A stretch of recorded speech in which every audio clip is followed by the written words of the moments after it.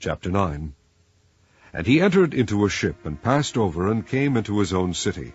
And behold, they brought to him a man sick of the palsy, lying on a bed.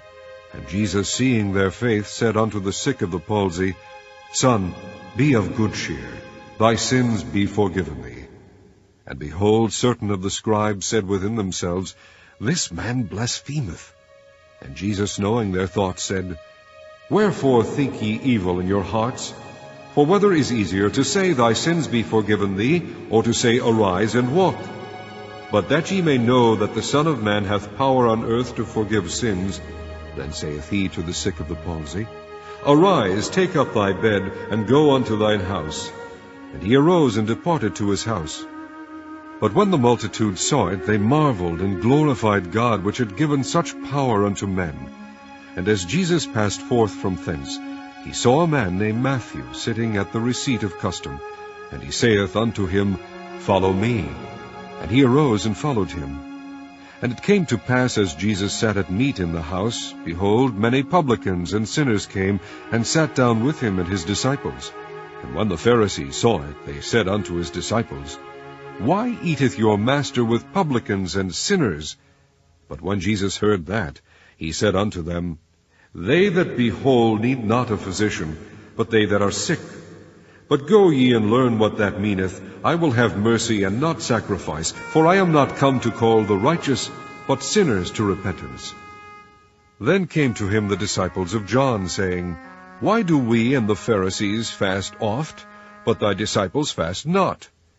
And Jesus said unto them, Can the children of the bride chamber mourn, as long as the bridegroom is with them? But the days will come when the bridegroom shall be taken from them, and then shall they fast. No man putteth a piece of new cloth unto an old garment, for that which is put in to fill it up taketh from the garment, and the rent is made worse.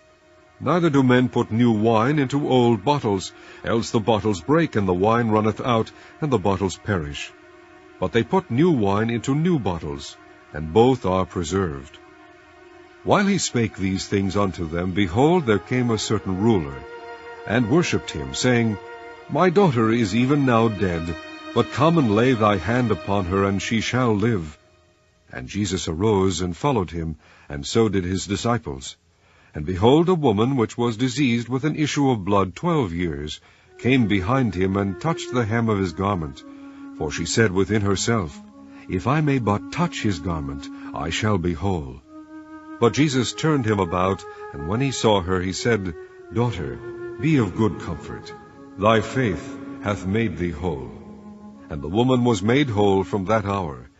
And when Jesus came into the ruler's house, and saw the minstrels and the people making a noise, he said unto them, Give place, for the maid is not dead, but sleepeth. And they laughed him to scorn. But when the people were put forth, he went in and took her by the hand, and the maid arose. And the fame hereof went abroad into all that land. And when Jesus departed thence, 2 blind men followed him, crying and saying, Thou Son of David, have mercy on us. And when he was come into the house, the blind men came to him, and Jesus saith unto them, Believe ye that I am able to do this?